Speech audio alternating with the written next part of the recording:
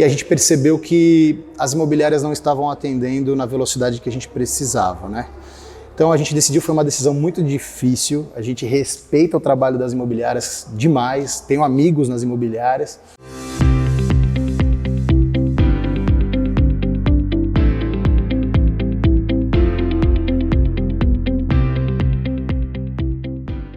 Começa agora mais uma edição do Vem Pra Mesa. Eu sou o Sérgio Langer e esse é o seu podcast do mercado imobiliário. Hoje eu tenho o prazer de conversar com o Roberto Farias, CCO da Eco Group. Farias, seja muito bem-vindo ao Vem Pra Mesa. Sérgio, obrigado. Antes de mais nada, é um prazer estar aqui falando contigo.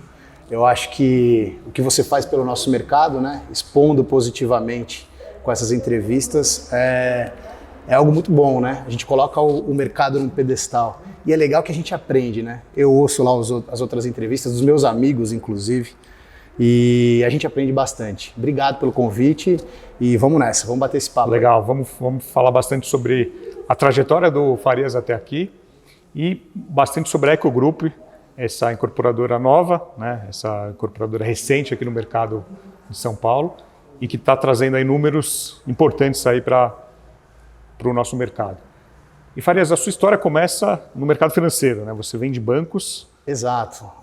Eu comecei a trabalhar em instituição financeira, Banco Safra e Santander, operador de captação, fazendo análise de investimento, análise de IPOs. Em um determinado momento ali da minha carreira, abri a conta de amigos, né? Tinha um salário legal para quem estava começando, recém-saído da faculdade. Você fez faculdade de quê? Eu sou publicitário. Publicitário, como eu. Aí tenho pós-graduação em administração, gestão de vendas e etc. Mas trabalhava com paletó e gravata, terno e gravata? Paletó e gravata, de segunda a sexta-feira, pressão, comercial. Sempre adorei essa parte, né?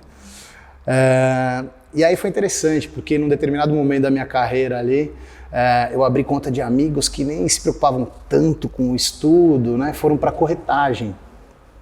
E aí eu via, puxa, comissões entrando na conta deles, que eu fazia a gestão da conta deles, né? Aí eu falei, o quê? Deixa eu entender como funciona esse mercado imobiliário, né? Foi aí que eu virei a chave. Falei, vou entender como é que funciona. Na época minha mãe ficou maluca. Minha mãe falou assim, você é doido, menino? Sai do CLT, carteira assinada. O que você vai fazer, bicho? Na corretagem. Falei, mãe, olha, eu vejo uma possibilidade de ganho muito grande. Eu tinha perdido meu pai há pouco tempo. Então eu virei arrimo da família. O meu salário ali no banco não agregava todo o sustento da família, eu precisava de mais, né? Então eu vi na possibilidade ali do mercado imobiliário de poder ter os ganhos que eu precisava para aquele momento, né? E putz, cara, foi a maior felicidade da minha vida entrei como corretor, né? E é engraçado. Porque... Você faz o TTI ainda no banco ou você sai para... Não, eu saio, aí entro no mercado e depois faço o TTI, né?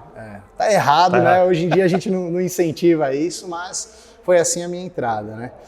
E, putz, eu só tenho a agradecer por esse movimento, né? Do incerto saiu a coisa mais certa da minha vida, porque eu transformei isso numa carreira, né?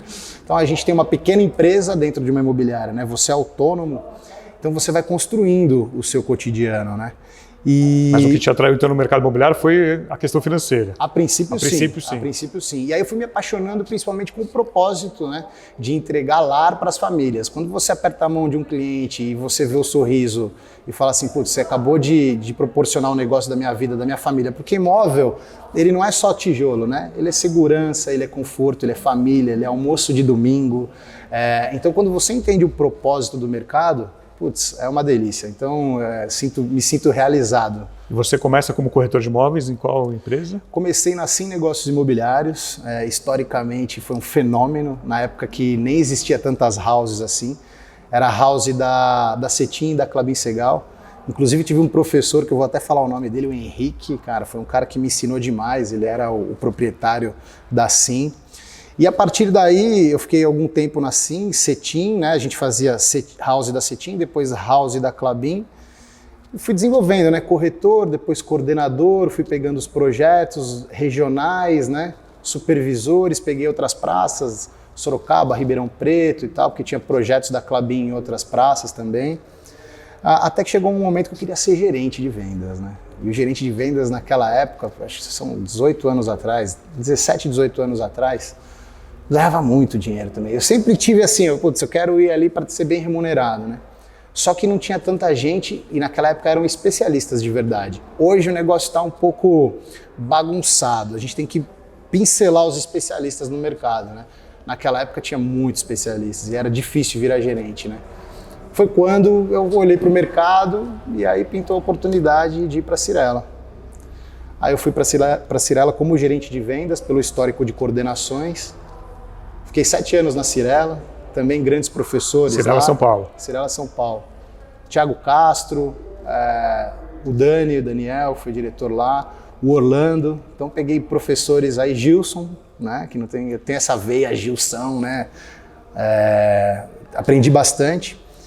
E aí daí fiquei 7 anos na Cyrela e a Cyrela é uma vitrine, né? Desses 7 anos, 4 anos em vendas. E aí nessas análises de 360 que a empresa faz de RH, putz, o Farias tem o tino da área comercial, porque é diferente vendas e comercial. Às vezes, para explicar, o comercial é mais... Para outros segmentos é a mesma coisa, praticamente, mas no imobiliário é muito diferente. Então, às vezes, até para explicar para quem já é do mercado é difícil, né? Porque o comercial, ele cuida da estratégia do produto, ele tem que imputar a ótica comercial em todas as áreas, e vendas é a venda do humano, do time de vendas, da equipe de vendas. Então, eu costumo dizer que vendas é um acessório do comercial, sabe? Então, o comercial, ele estrutura bem o time de vendas e por aí vai, né? Então, eu saí de vendas na Cyrela e fui para o comercial, onde eu fiquei ali 2 anos no comercial, e aí é vitrine, né? Aí Cyrela, vitrine na área comercial, fui convidado por um fundo de investimento, VBI Real Estate, que é um fundo hoje que está com baita sucesso aí no mercado. E aí fiquei 3 anos, e aí na VBI foi onde eu mergulhei na incorporação residencial, né?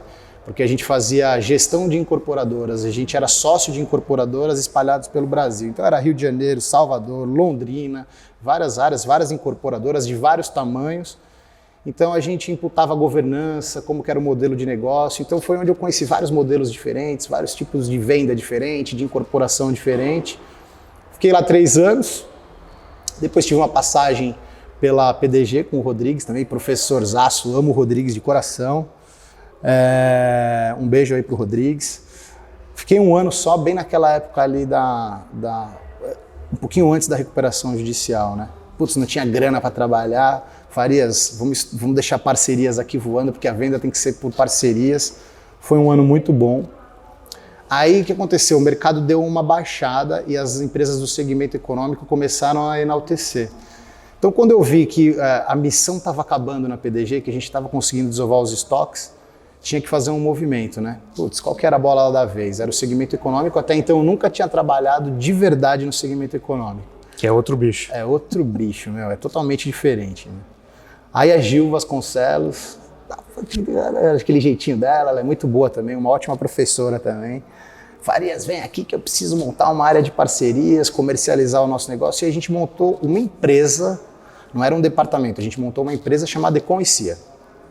Essa empresa, no primeiro mês de existência dela, a gente faturou 20 milhões de reais, porque o mercado econômico não estava acostumado a trabalhar com parcerias. Então a gente trouxe parcerias do médio padrão para o segmento econômico.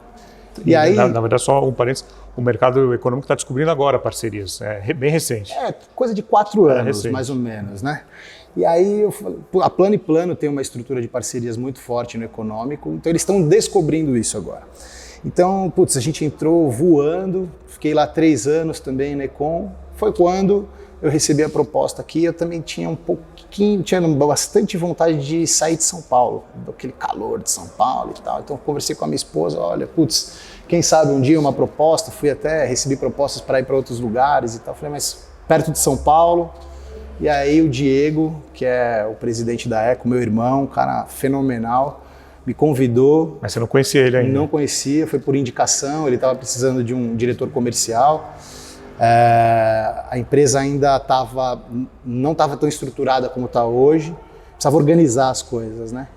Aí ele falou, cara, eu tenho uma oportunidade aqui para você, não sei como que é o seu pacote aí, mas a gente tem oportunidade de crescimento. Eu falei assim, olha, eu assumo minhas oportunidades não pelo valor, mas qual é a oportunidade que está na mesa, né? E aí quando eu conheci a Eco, eu falei, gente, isso aqui é uma mina de ouro, o Diego criou isso aqui com muito fundamento, um cara muito inteligente, sagaz, é um cara de 38 anos, mais novo que eu, primeira vez que eu tenho um presidente mais novo do que eu, que é um prazerzaço, a mesma linguagem, né?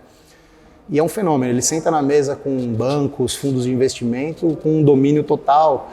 E, cara, ali eu falei, cara... E esse convite veio há 2 anos atrás. Veio há 2 anos atrás. Onde a Eco ainda não tinha o nome que tem hoje. Não. Aí você pensou 2 vezes, 3 vezes ou não?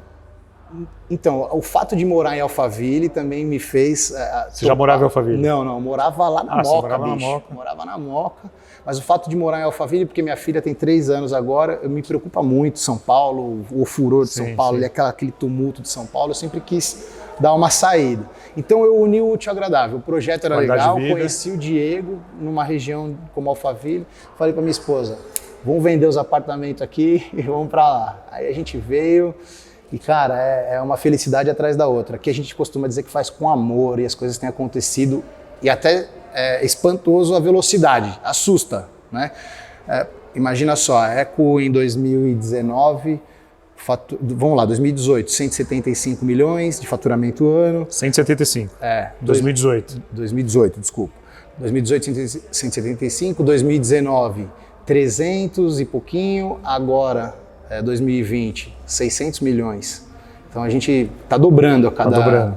Esse ano, agora no primeiro semestre, a gente já fez 360. A ideia é que a gente faça 900 milhões esse ano. No primeiro semestre. No primeiro semestre. 360 milhões de VGV em vendas. Então a gente reduziu os estoques e agora vem a batelada de lançamentos nesse segundo semestre. Então a gente tem os nossos produtos na Granja Viana, a gente é líder em Osasco, Granja Viana e agora a entrada em Alphaville também, que a gente vai entrar com, eu costumo dizer, com uma força, que é um projeto de 360 milhões, muito esperado pelo time, né? Então assim, a tendência é essa, aí 900 milhões esse ano que a gente vai conseguir fazer, o ano que vem pode colocar 1 bi 200, 1 bi e meio na conta, até a gente chegar ali no 1 bi 700 e a gente tem um planejamento de expansão também, né? A gente sabe que a gente precisa buscar outras praças. Osasco está ficando pequeno para a gente. Tem um número que a gente fez uma pesquisa interna, dos projetos em lançamentos vendidos, a cada 2 unidades uma é Eco em Osasco. Né? Então já tem uma performance muito interessante. É um histórico interessante. Né? Agora tem uma escassez de terrenos, né? De bons terrenos lá. Tem a escassez de terrenos. Em Osasco o que acontece? Todo mundo conhece todo mundo, então os terrenos estão na mão de todo mundo. Para você conseguir negociar, você tem que estar muito bem preparado, né? Apoio, às vezes, de fundo de investimento que a gente tem ótimos parceiros, principalmente na aquisição de terrenos, o que faz com que a gente tenha velocidade de compra, né, desses terrenos. E para quem é de fora de São Paulo, a gente tem bastante audiência fora de São Paulo, Osasco é praticamente um bairro de São Paulo, né? Você tem acesso por dentro, você não precisa nem pegar uma rodovia. Osasco são quase 1 milhão de habitantes, é interessante dizer hoje que Osasco é o 2º PIB do estado de São Paulo, é o 6º do Brasil. Então, às vezes, a menina dos olhos de ouro que ninguém enxergou, a gente enxergou antes, entendeu? E aí o que acontece? O mercado pode chegar aqui, né? Então a gente tem alguns players que entram, mas entram e saem.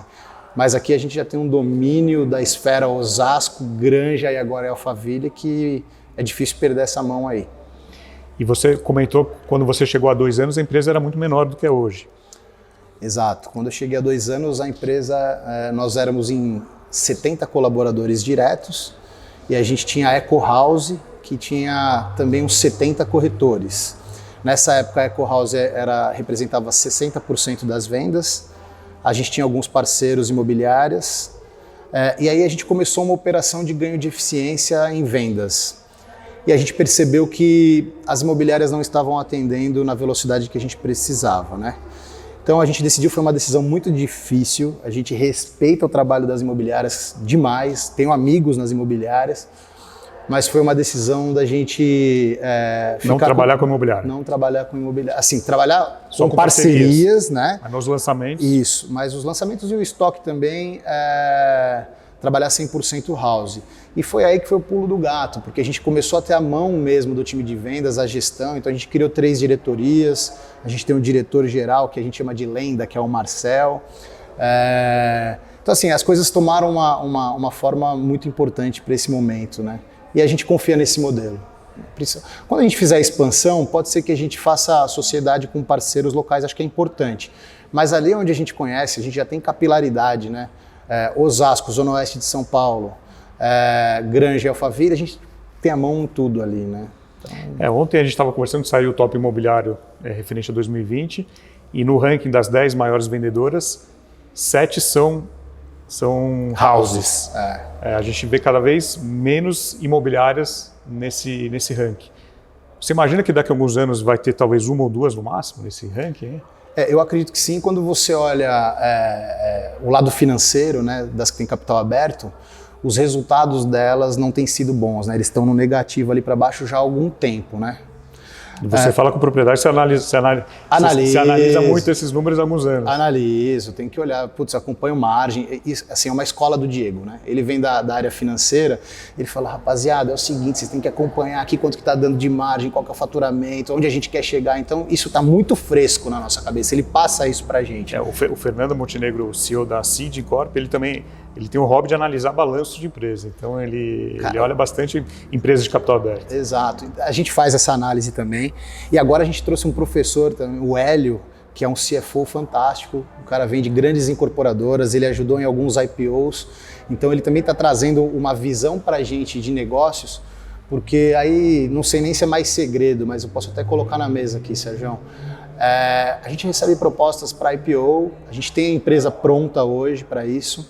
A gente tem toda uma governança já estruturada. O que é ter uma empresa pronta, né? Porque as incorporadoras, para abrir capital, você não decide e abre capital. Existem algumas regras específicas de mercado, principalmente no quesito de governança, né? Estruturação de conselho, compliance, riscos. Então a gente já está muito bem estruturado nisso, inclusive com profissionais feras de mercado que a gente tem contratado. A nossa rodinha está pronta para rodar. O que a gente está fazendo hoje? A gente está analisando o mercado, né? A gente viu a avalanche que teve aí de empresas sedentas por IPO. A gente tem uma estrutura que anda. Falar para você que a gente estamos longe de estar desesperado. Porém, um acontecimento desse gera uma liquidez que dá velocidade para a nossa expansão. Então, assim, está na mesa, né? Estamos analisando, tem proposta. Estamos ouvindo. Estamos ouvindo. Isso é uma verdade. Porque ano passado a gente tinha aí pelo menos umas 20, 22 empresas que sinalizaram a abertura de capital e, de fato, o que ocorreu, se eu não me lembro, 5 ou 6, né? A gente tem a Mitre acertou, né? A Mitre foi um pouco antes da pandemia. Mas só que a Mitre acertou um timing, né? Principalmente de múltiplo, né? Aí algumas agora recentemente, até a gente conversou aqui recentemente, a própria EU, né? Teve não vou porque o múltiplo não tá bom. Então, assim, tem que analisar o múltiplo, tem que saber o momento certo. E buscou outras alternativas que não é a abertura de capital para você captar dinheiro, né? Exato. Não necessariamente você precisa ir para um IPO. Exato. A relação com o fundo de investimentos, né? Hoje a gente está chegando num momento que a gente já começa a trabalhar com recursos próprios dentro da empresa. Então, tem que fazer com cautela, tem que saber fazer. Nosso time está preparado e quando chegar o momento certo, se ele chegar, a gente vai... E por outro lado, você vê empresas econômicas como a Plano, a Cury, que a Cyrela tem uma participação, abriram capital e foram muito bem. Sim. O econômico, ele, nesse momento, nesses últimos 2, 3 anos, eles tiveram uma boa oportunidade, né? Principalmente com a questão do Minha Casa Minha Vida, que agora é a Casa Verde e Amarela. Isso abriu possibilidade para um público com uma renda determinada de aquisições. Então isso fez uma explosão. E eu acho que tem espaço para todo mundo, né? No econômico, no médio, no alto padrão.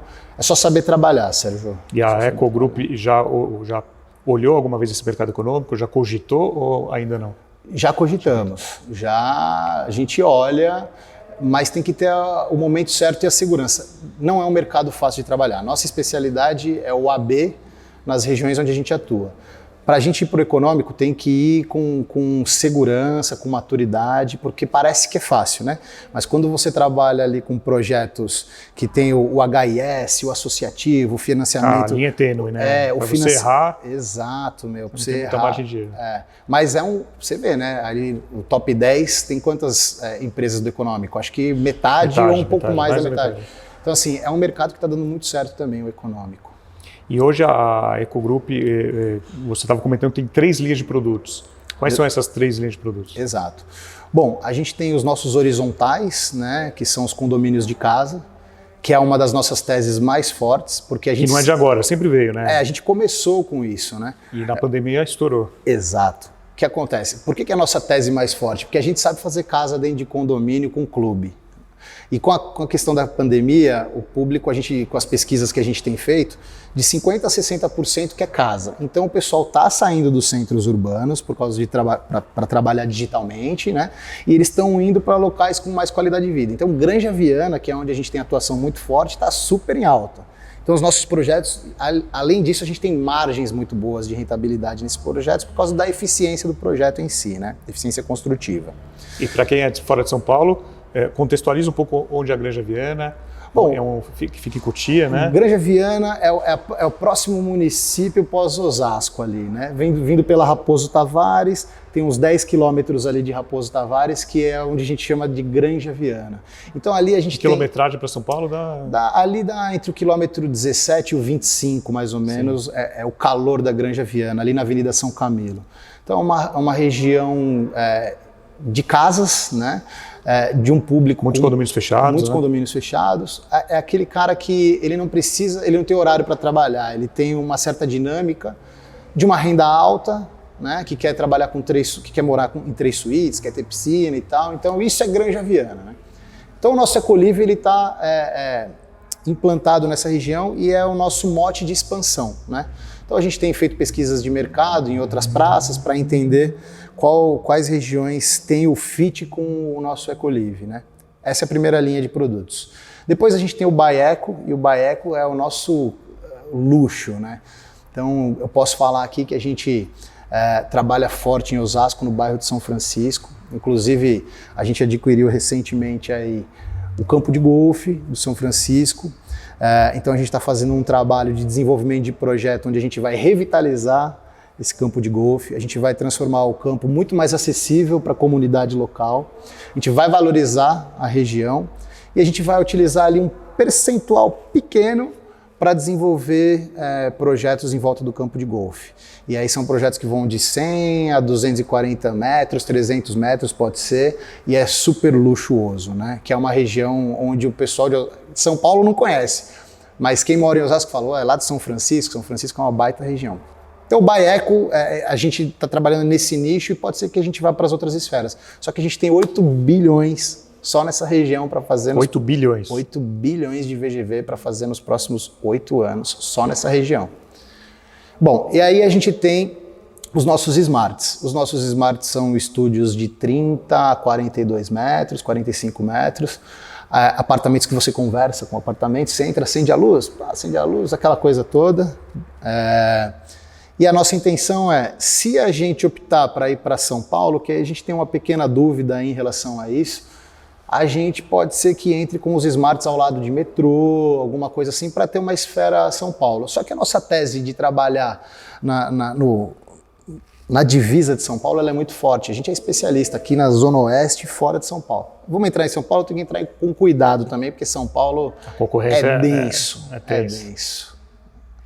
E falando um pouco sobre essa questão de corretores, né? Você foi corretor, é corretor. Sim, tem o Cresce. Você tem Cresce. Você está vendo aí, nesses últimos 20 anos, a profissionalização da profissão, né? Sim. A gente vê muita gente querendo entrar na profissão, não vinda de outros mercados, querendo tornar-se corretor. Como é que você viu essa evolução da corretagem? O mercado imobiliário, se você me permite dizer, na época que eu entrei na corretagem, entravam as pessoas que tinham falta de opção. Putz, o cara era um dentista, não tinha um recurso para abrir o consultório dele, ou ele era um advogado, ficou desempregado, ele virava corretor de imóveis, né? Não era a opção, Não era a opção. Eu entrei por opção, né? E por isso você sofreu um preconceito quando você avisa a família. Vou largar o meu emprego CLT, carteira assinada... Faculdade, você tem faculdade, você vai fazer pós-graduação, não sei o que você vai fazer. Não, eu por opção, mas a maioria era por falta de, né? Hoje eu já começo a enxergar que as pessoas entram... Escolheram. Por opção, né? Então a gente começa a ter um profissional mais adequado ao que a gente espera, porque o corretor ele não é só corretor, ele tem que saber de direito, ele tem que saber de economia, ele tem que saber de financiamento, ele tem que saber de relacionamento, então é uma profissão muito ampla, né? Sim. Quem ouve de fora e não conhece é porque a gente tem muito corretor que não mostra a verdade da corretagem. Fica pouco tempo e vai embora. Fica pouco tempo e vai embora. Mas quem conhece mesmo um corretor de verdade, um cara que se dedica, sabe que o cara é um profissional completo. E o hoje eu começo a enxergar que tem mais esse profissional vindo para o mercado, que é muito bom para a gente, né? Não, é excelente para o mercado. E como é que você identifica um profissional? Já, às vezes você bate o olho, uma ou duas conversas, você já sabe que esse cara é diferente. Putz, a corretagem também ela tem a ver com a ambição, né? E no Brasil, às vezes, é pecado você falar que quer ganhar dinheiro, e não tem que ser. Então, quando você conversa com um profissional... Você já vê no olho. Ele fala assim, olha, putz, eu vendi o meu primeiro apartamento em 30 dias, eu ganhei uma comissão que eu não estou acostumado, eu quero vender 3, 4. Então, assim, a primeira coisa é a ambição, né? É a ambição positiva, não é pisar na cabeça dos outros para crescer, é fazer o bem e trabalhar para isso com afinco. Isso é a primeira coisa.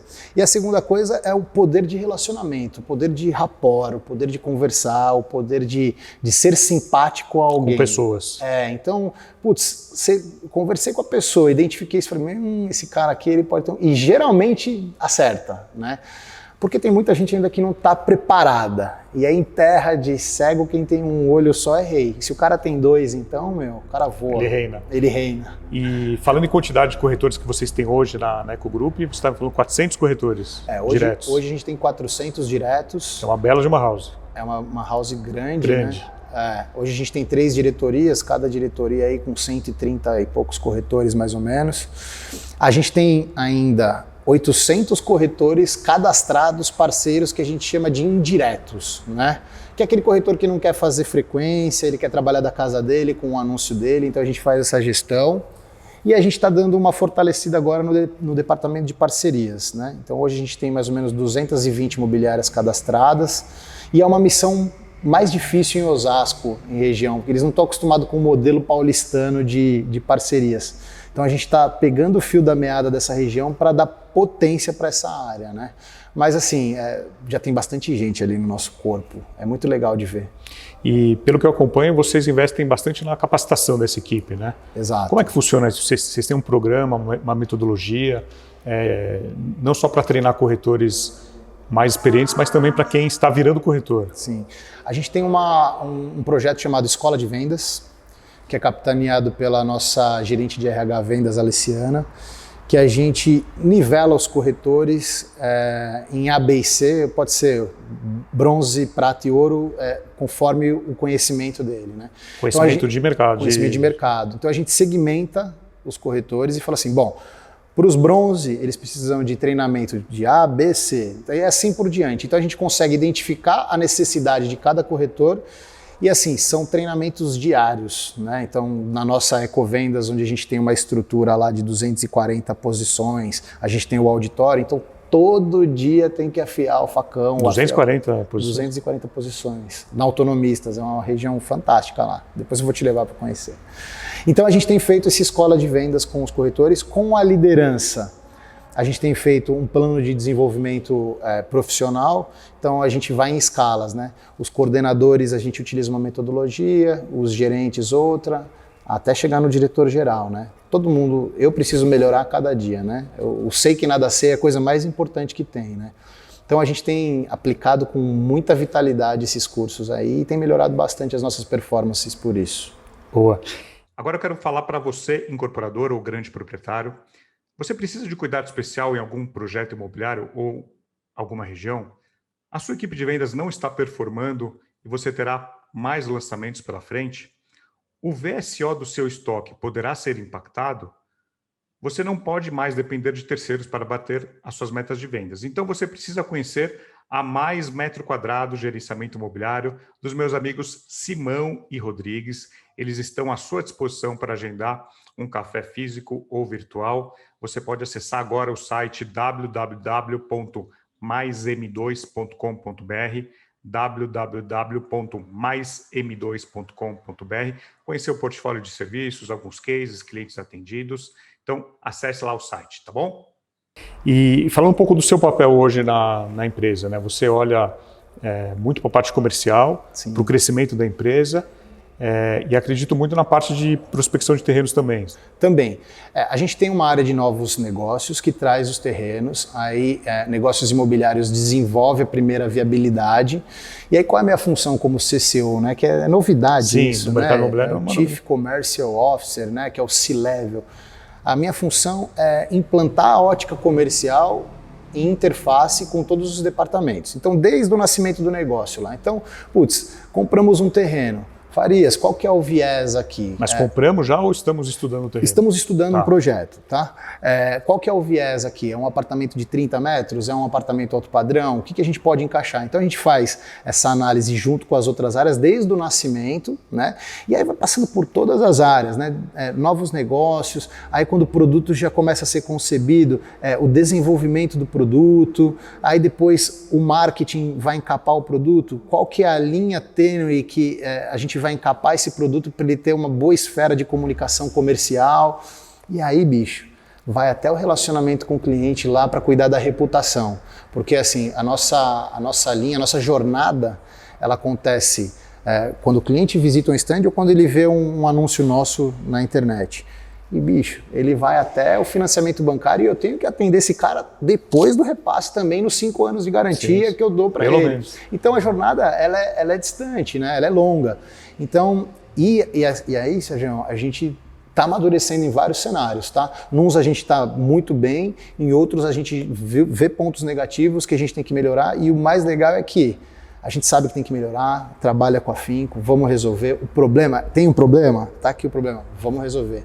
Então assim, a ótica comercial na jornada inteira. Essa é a minha função hoje dentro da empresa, com muita responsabilidade sobre vendas, né? Então, estruturação do time, tenho lá o diretor-geral, o Marcel, de vendas, mas, num projeto de expansão, vamos com a house, não vamos com a house? Qual que é a estrutura? Um diretor, superintendente? Vamos ter foco só em estoque? Vamos dividir a equipe, trabalhar lançamento, estoque? Aí, inúmeras estratégia vai longe, tem coisa pra caramba. E hoje os estoques estão diminuindo nas grandes capitais, aí, principalmente São Paulo. E lá em Osasco, como a gente, por uma questão estratégica, resolveu fazer a força dos lançamentos no segundo semestre, esse primeiro semestre a gente desovou estoque pra caramba, né? Então a gente começou o ano aí com 400 milhões de estoque e a gente está com 100 e poucos milhões, assim. Então agora vai entrar lançamento e é o time todo babando pro lançamento, né? Esse primeiro semestre foi muito bom pra gente eliminar os nossos estoques. Aí faz campanha, cria estratégia, aquela coisa para deixar o produto em evidência, né? Às vezes um produto que tem lá 20 unidades, aí o pessoal olhou para os lançamentos, aí você tem que pegar o produto, levanta o produto, cria uma campanha, cria uma estratégia, bota ele de novo na prateleira, e a gente fez isso ao longo desse primeiro semestre. E você vem de bancos, né? Trabalhou bastante tempo em bancos. O mercado imobiliário tem muito do lado financeiro. Demais, né? É uma operação financeira.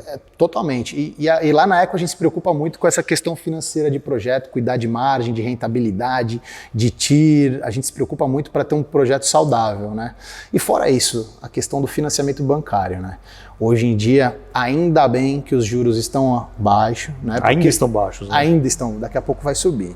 Mas mesmo assim, mesmo subindo, ainda está muito melhor que era 10 anos atrás. Isso é louco, a gente trabalhou em esferas aí com juros 14, que era sofrido, né? Selic de 14. Por que hoje é importante esses juros baixos? Porque o INCC ele está um pouco mais carregado, né? Você imagina se a gente tivesse um INCC carregado e uns juros carregados, aí a gente poderia ter um problema no nosso mercado. Mas não, então tem um balanceamento aqui, beleza, o INCC está um pouco mais carregado, os juros está baixo, faz o equilíbrio e é um ótimo momento para quem quer adquirir o imóvel, né? Porque a parcela... A tendência é subir. A tendência é subir. Os terrenos estão mais caros, os insumos estão altos. E vai ter uma correção de valor por conta do próprio INCC, né? O que os incorporadores estão fazendo? Na maioria dos casos, eles não conseguem repassar a correção do INCC para o cliente final. Então, eles seguram um pouco. Só que esse segurar um pouco, ele vai até determinado momento, né? Daqui a pouco, você pode ter certeza, você sabe melhor que eu, Sérgio. Daqui a pouco as incorporadoras começam a subir preço. Então, quem quer comprar, o melhor momento é agora. Não pode pensar 2 vezes. Não, tem que ser agora. E falando um pouquinho do lado de vendas, que você também olha, a questão do corretor virar coordenador, superintendente, né? Muitas vezes fazer toda aquela carreira dentro da intermediação, mas nem sempre é assim, nem todo corretor ele quer virar um gerente, igual você tinha essa ambição. Como é que faz para identificar isso? Quem que vai ser um bom gestor, daquele que é bom só de vendas? A Alessiana costuma falar assim, Farias, a gente fomenta que o corretor siga uma carreira mas a gente não precisa fomentar tanto, porque é bom que a gente fomente que ele queira ser corretor por muito tempo. Se todo corretor quiser subir... Exato, né? Então, realmente é algo difícil de fazer essa divisão, mas a gente entende que o corretor que ele quer ter um pouquinho mais de liberdade, ele é bom. O cara é fera, trabalhador, faz lá todas as segmentações de atividade dele, só que ele quer ter um pouquinho de liberdade. Você percebe que quando você joga um compromisso, ele, eu sou mais autônomo, esse daí é o cara que vai ser o corretor e ele vai ganhar no volume. Agora, a gente tem aquele que gosta de compartilhar desafios, que gosta de agregar, né? Que gosta de estar numa coletividade. Esse corretor é o corretor carreira, né? E aí, naquela segmentação que a gente faz, que eu falei para você no A, B e o C, a gente identifica isso também, tá? Então, os que têm um potencial de desenvolvimento de carreira, a gente dá um treinamento específico, né? E aquele cara que quer ser o corretor, ele quer ampliar as vendas dele, não quer ser... Que não é nada errado também. Não, é ótimo, a gente precisa deles, claro, né? Eu preciso de um corretor que hoje faça uma venda e que esse mesmo cara queira fazer 3, 4 por mês, porque o nosso mercado não tem limite, bicho. Se o cara faz um trabalho bem feito... Não tem limite, eu já vi corretores em empresas grandes com valor agregado alto, o corretor vender 10, 12 unidades no mês sem ser um lançamento, tá? Só com um belo anúncio digital, com uma bela programação de atividade, só que esse cara tem que ter uma agenda, tem que ter disciplina, tem que ter amor pelo negócio, tem que levantar cedo, tem que dormir mais tarde, é uma escolha de vida, né? Mas existe o caminho para ambos, né? Para a gente voltar aqui para o assunto, existe o corretor que quer ser o corretor e ampliar as vendas e o corretor com carreira. A gente sabe definir isso lá dentro, de acordo com o perfil, o nosso RH analisa bem isso. E essa questão da disciplina? A disciplina é um dos itens mais desafiadores para o corretor, que é autônomo, que teoricamente ele trabalha por conta. Como é que faz para o corretor ter uma disciplina, ter uma rotina? Como é que você fazia no seu tempo? O que você fala hoje para o corretor? Primeiro de tudo, controle de agenda. Agenda. Ele saber trabalhar com o tempo dele. E nisso tem até o momento de qualidade de vida dele, que é o momento da academia, porque eu acho que o esporte é importante. Sim, fundamental. A rotina para quebrar, ou esporte ou música, ou alguma coisa assim. Tem que ter até na agenda o horário dele fazer tudo isso. Tá? É uma válvula de escape, né? Então, tendo a organização de agenda, aí ele consegue olhar para eficiência. O corretor bagunçado que vai atender aqui, esse cara não vai ter eficiência nunca. E aí ele vai ganhando escala. E sempre vai reclamar que falta tempo. Exato. Esse aí é o que reclama que falta tempo. Já você consegue identificar. Já. O ganho de escala, de eficiência, ele está na organização. Então, puxa, tá bom, de determinada hora até tal hora, eu vou ligar para os meus clientes que estão na carteira. Se eu fizer de uma maneira eficiente, ao invés de ligar para 10, eu consigo num time ligar para 15, já dizia o grande Elmo, né? Ofertar não ofende, quem não oferta não vende. Não sei se você já ouviu isso daí pelo Brasil, era uma figura.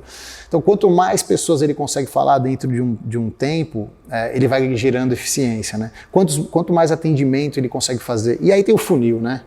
O funil é quantos clientes foram atendidos, quantos eu estou em negociação, quantos eu consegui levar para plantão, quantos eu estou no momento de proposta, né? E aí saber controlar bem esse funil é importante, né?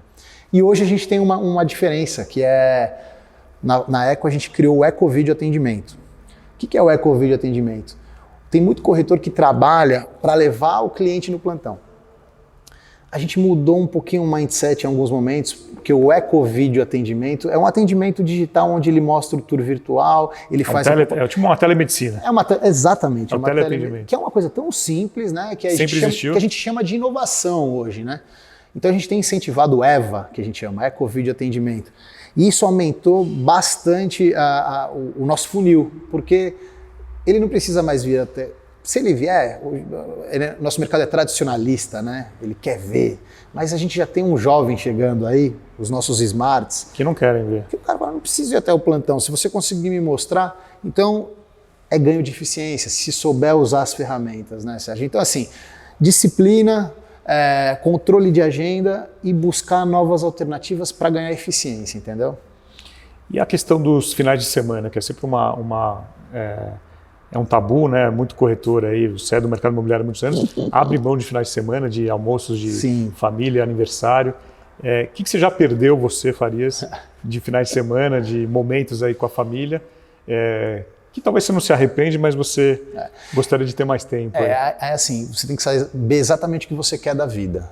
né? Então, como eu sempre soube o caminho que eu queria trilhar, o final de semana para mim era o plus, era o meu diferencial, né? Que é onde acontece no mercado imobiliário.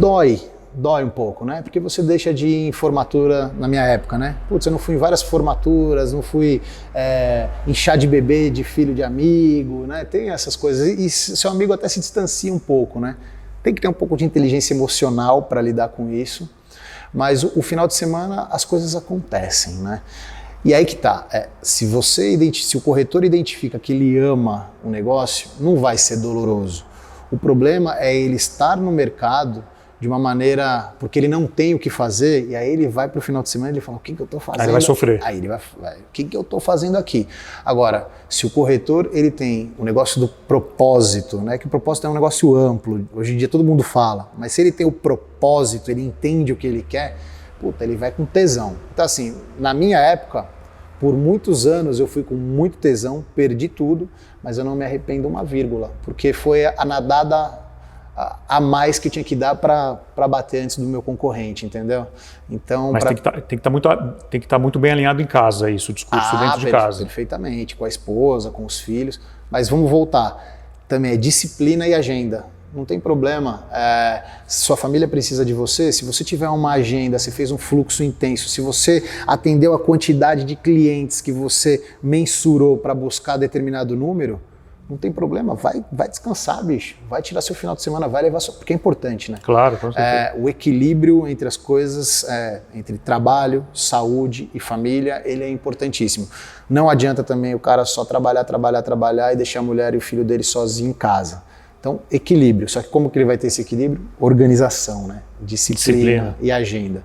Não tem jeito, agenda. Então, e falando um pouco de tecnologia, você comentou dessa inovação aí, dessa questão da videochamada. Como é que você viu a evolução da tecnologia dentro do mercado imobiliário nos últimos anos? Aí? Eu acho o mercado imobiliário lento na questão de inovação. Ainda um pouco lento? Eu acho. Se você parar para pensar, até 4, 5 anos nem informação em internet você tinha. Você queria buscar alguma coisa sobre o mercado, você não tem conteúdo. Né? Hoje em dia a gente começa a ter mais conteúdo. Hoje eu começo a enxergar empresas entrando mais no risco da inovação, porque a inovação ela é um risco. Né? A gente tem aí plataformas hoje imobiliárias que fazem negócios fantásticos, né? Não preciso citar nomes, mas sim, aluguéis sem confirmação de renda. Então assim, isso deu uma mudada na esfera do negócio. Eu posso falar num quesito inovação por parte da Eco, que acho que foi muito importante. A gente entrou como um investidor anjo de uma plataforma de pagadoria, só que essa pagadoria ela também antecipa comissionamento de corretor. Então, quando a comissão ela é dividida em 10 meses, essa plataforma ela antecipa, né, bancariza o corretor e, lógico, tem uns juros ali no negócio. Então, isso é um formato de inovação que eu acho que tem dado certo. Mas eu acho que o nosso mercado ainda é lento, a gente precisa ter plataformas de inovação com mais recursos, né, com mais forças de investimento. Eu acho que a gente está engatinhando ainda. Mas e falando um pouquinho do digital, da internet, né? Bom, é que assim, hoje o digital e a internet já não é mais inovação. Não é inovação, né? Virou obrigação. Virou obrigação. Eu ainda acho que a gente engatinha. Tem os tours virtuais hoje cada vez mais legais, que fazem com que o cliente se sinta acomodado dentro de um plantão. Mas eu ainda acho que o mercado como um todo precisa investir mais. Eu gostaria de ver uma empresa nascesse só com vendas digitais. Daqui a pouco vai ter 100% digital. Porque tem uma coisa, né? Hoje as empresas, Sérgio, eles falam que vendem digitalmente. Na verdade, eles assinam um contrato digital, mas existe todo um atendimento físico que não aparece. A assinatura digital, beleza, eu te mando o contrato, você me devolve o contrato assinado digitalmente. Ok. Mas nesse caminho, a empresa fala que é digital, pero non mucho. Ele foi no plantão, ele visitou, então eu acho que está difícil ainda. A gente vai ter que explorar muito esse caminho do digital, mais do que já é feito hoje, para ter uma eficiência, né? E o que você percebeu, o que vocês viram durante a pandemia? A gente ainda está na pandemia, segundo ano de pandemia, grande parte do ano os estandes ficaram fechados.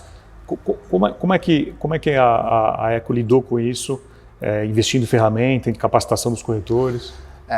Foi um momento difícil. Primeira coisa que a gente fez foi cuidar da cabeça dos corretores, porque até hoje, né, a maioria das pessoas não estão bem, né? Sim. E logo que aconteceu, putz, a gente teve uma preocupação de acessar os corretores, entender os corretores que estavam com dificuldade, porque às vezes, o que aconteceu? A venda caiu um pouco. Para a gente ela subiu, mas ela subiu em poucos corretores, não na vasta equipe que a gente tem. Então, alguns corretores passaram por certa necessidade.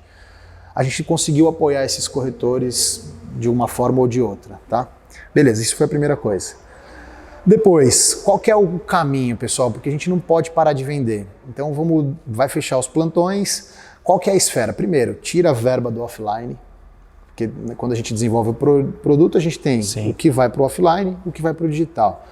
Para aqui, olha a caixinha, pega a verba do offline, direciona ela para o digital para ganhar mais potência, aumenta os canais de investimento digital, muda os treinamentos para uma estrutura de atendimento digital, que é o nosso Eco-Vídeo Atendimento, cria o speech do atendimento digital, né, que nada mais é começo, meio e fim de um atendimento e os argumentos, e apoia constantemente. Nesse momento, o que a gente mais fez foi ficar próximo ao time, mais próximo mesmo, sabe? De ir lá, conhecer o pai, a mãe, saber o nome, sabe? Conhecer mesmo as pessoas. Se preocupar com o lado humano. Porque... Interessante, a gente subiu as vendas, mas numa quantidade menor de corretores. Ou seja, aqueles experts continuaram vendendo. Mas os corretores que não tinham tanta experiência, eles passaram mais dificuldade. Então a venda melhorou a venda, mas concentrou em poucos, e os muitos ali ficaram mais de lado, né? Então, como atender esses corretores que ficaram de lado? Então, foi todo um trabalho de aproximação, do lado humano do negócio, e assim, olha, a Eco está com vocês. Quando eu entrei na Eco, isso é um fator interessante de ser falado.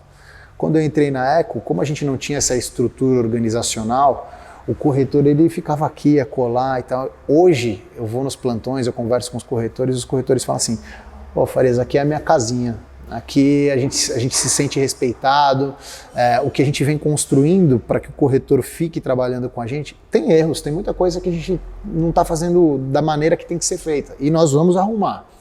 Mas o legal é mostrar para eles que a gente está nessa missão e vem melhorando cada vez mais a empresa. Então hoje a gente tem os fanáticos Eco, que são os caras que defendem o Kaká, né, o símbolo verde de nós, e falam assim: olha, aqui é minha casinha, daqui eu não saio, estou super feliz. E tem uma outra coisa, né? Nós somos uma opção na região de Osasco com estrutura de empresa grande. Então, meu amigo, o cara não precisa sair de Osasco para ir trabalhar lá numa empresa de capital aberto. 3 horas do trânsito. Cara, ele tem a opção Ecogroup aqui, então ele tem uma das maiores empresas do mercado na região, na Zona Oeste. Então a gente virou a opção para os corretores regionais. E tem mais ainda, não sei se eu estou me estendendo tanto. Não, pode falar. Mas a gente está criando corretores, porque pelo volume de lançamentos que a gente tem, a quantidade de corretores com cresce na região não suporta vender o que a nossa empresa precisa. Então a gente tem um programa de desenvolvimento de novos corretores. Formar o calça branca. Formar o calça branca, cara. Pegar esse cara de lá, falar assim: vem aqui ser corretor, a gente te dá um incentivo, que é o Cresce, ajuda. A gente trabalha muito com indicação premiada, a gente tem um volume de atividades, então se o cara fez X ofertas, a gente remunera para o novo, tá? Para o cara que a gente está formando.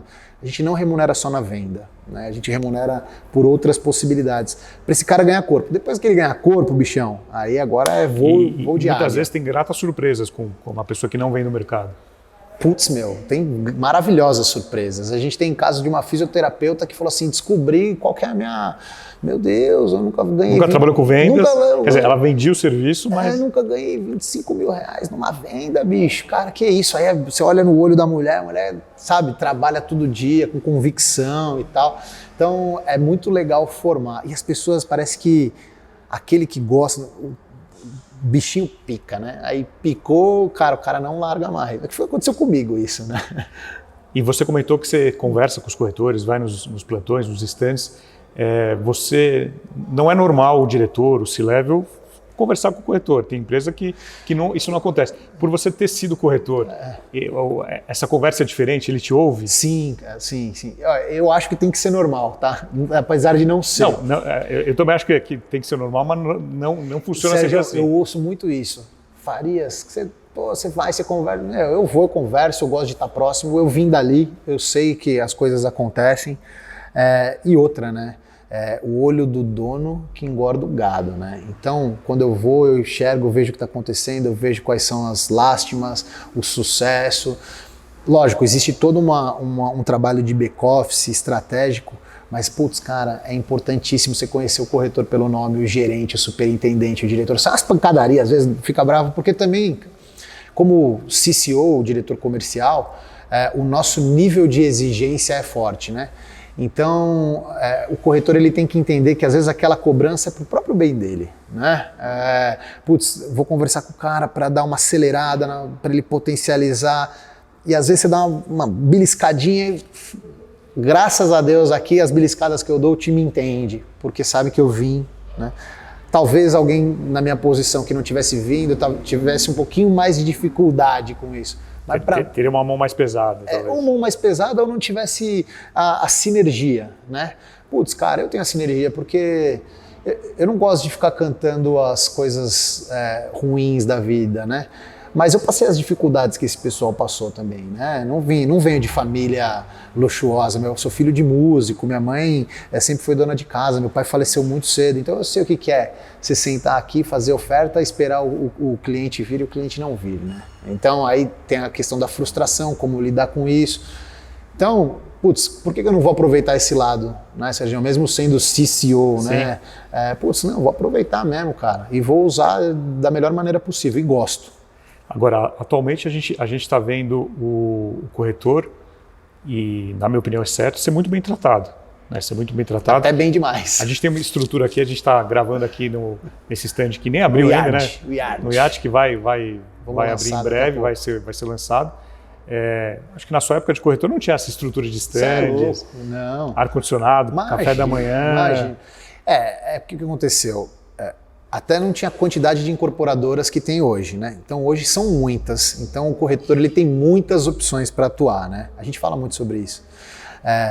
Como que eu posso fazer para dar a melhor estrutura para o cara não sair daqui? Não é só comissão. Não é só comissão. Então é o olho no olho, a estrutura de trabalho, a pagadoria com antecipação, a comissão, o melhor que eu puder pagar para ele. Então assim, é um conjunto de fatores que fazem com que esse corretor queira ficar aqui. Porque a concorrência é muito forte, bicho. Se eu não tiver uma estrutura aqui, daqui a pouco um incorporador que nem tem tanto renome vai abrir um stand aqui, ali, ele vai pra lá. E aí, putz, pro corretor, porque ele é autônomo, né, meu? Pro corretor ir, 2 minutos. Então, e hoje é mais difícil contratar ou reter um corretor?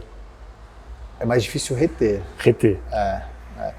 Porque assim, depende do nível da questão que você colocou na mesa. Contratar o corretor ou o pseudo que vai se formar? Porque o pseudo é fácil de contratar, né? Não, corretor. Não, o corretor é mais difícil. Mais difícil. Respondendo, então, entendendo a sua pergunta, trazer o corretor de verdade é mais difícil. Trazer o corretor. O corretor de verdade ele tem gerado uma independência diferente no mercado, né? E ele trabalha também muito por parcerias. Mas só que ele sabe trabalhar, esse cara tem muitos anos de labuta para conseguir trabalhar com vários incorporadores de uma forma autônoma, né? Não é a maioria dos casos. Isso a gente vê no Brasil todo, aí eu viajo bastante, a gente vê o crescimento da figura corretor autônomo, cada vez mais. Que é o que a gente chama de parceiro autônomo aqui, né? Esse parceiro autônomo, você tem que ter produto bom, né? Com preço encaixado, para que ele fale, olha, esse produto aqui vale a pena eu fazer um investimento, porque o investimento é dele, né?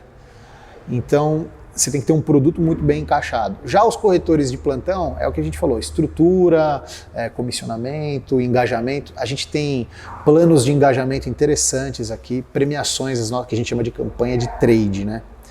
Putz, a gente fez o Ecolive 1, que a gente lançou aí no começo desse ano, 11 carros, cheques. Então assim, isso brilha o olho do cara que acabou de entrar no mercado, né?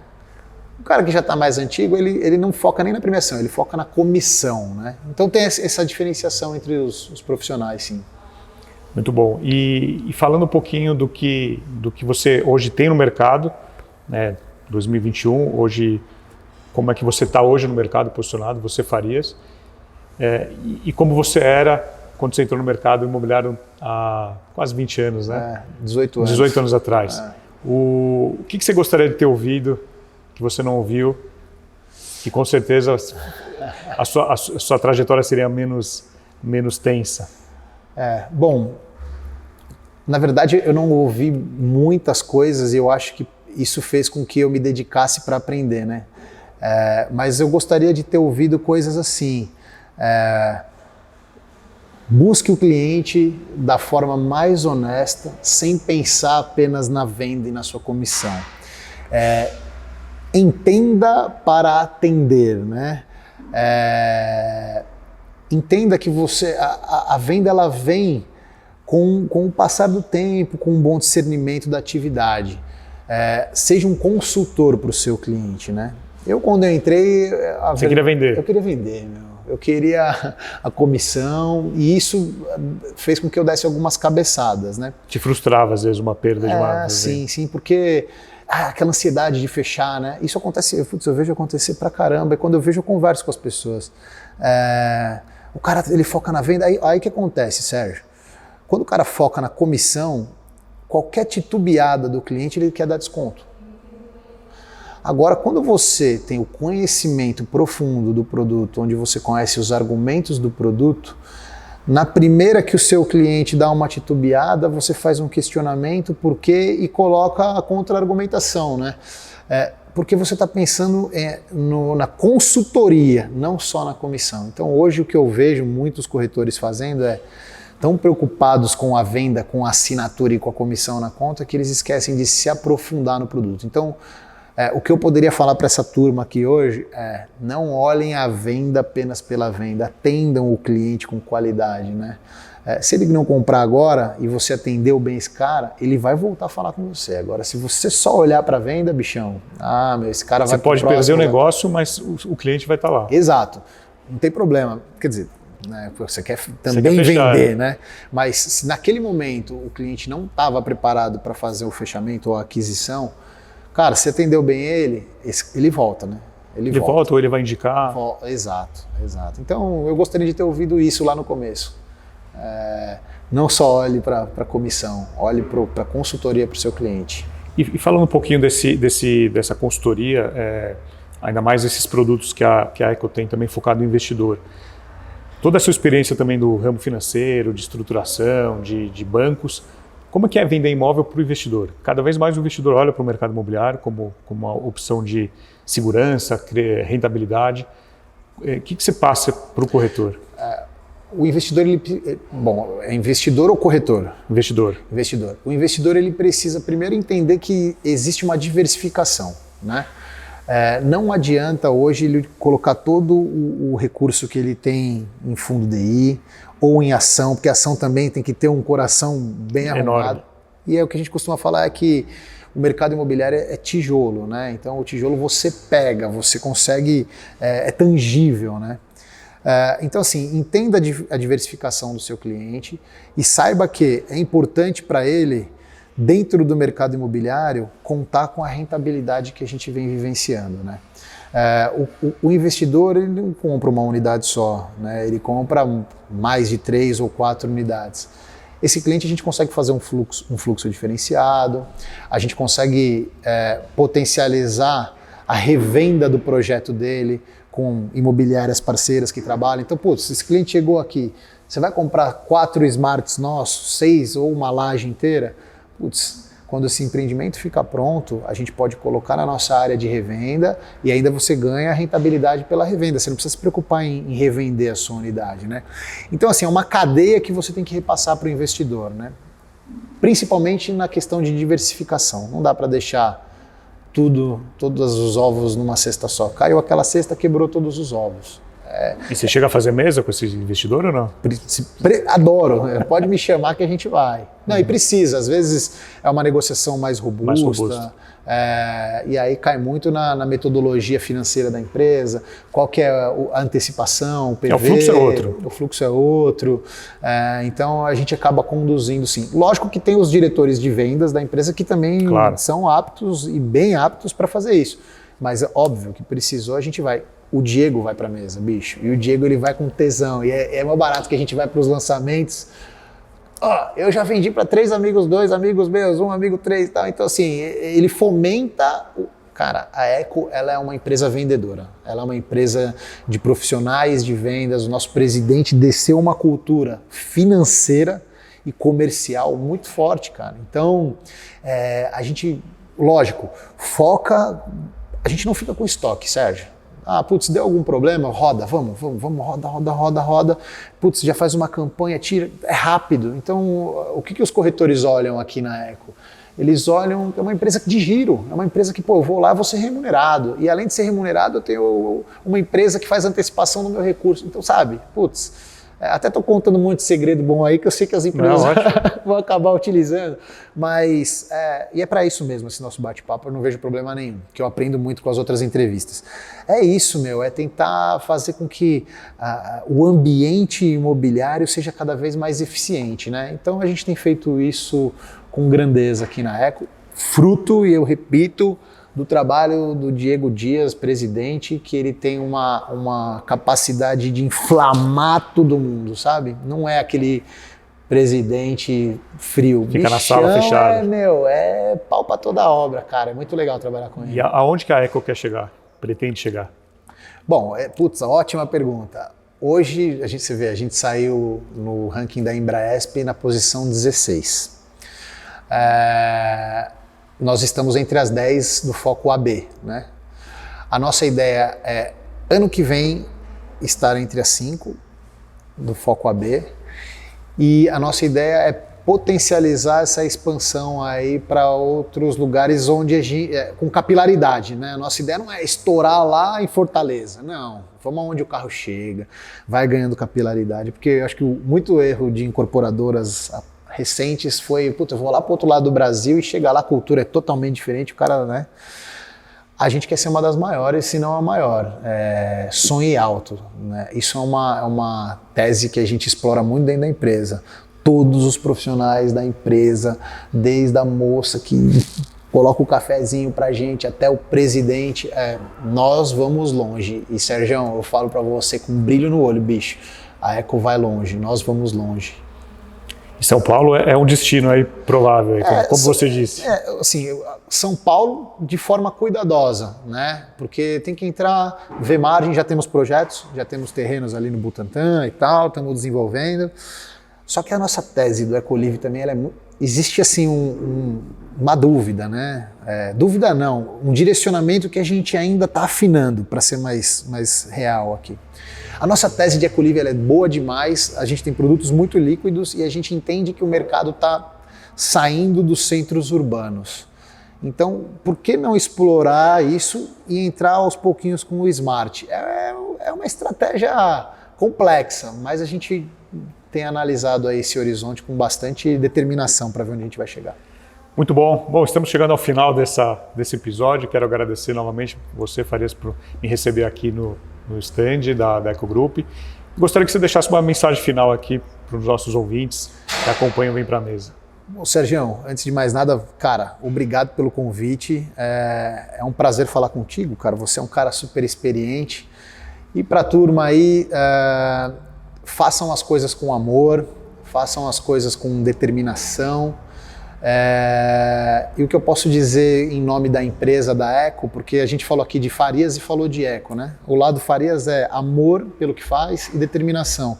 E o lado Eco é uma empresa que nasceu em Osasco, né? Familiar principalmente, depois ela teve um crescimento como uma instituição corporativa, com profissionais, e que a gente sabe onde quer chegar. Então, em breve a turma ouvirá demais falar sobre a Eco Group, se já não estão ouvindo por aí, né? Então confiem que a gente ainda vai muito longe nesse mercado. Legal. Muito bom, pessoal. Semana que vem tem mais. Tchau.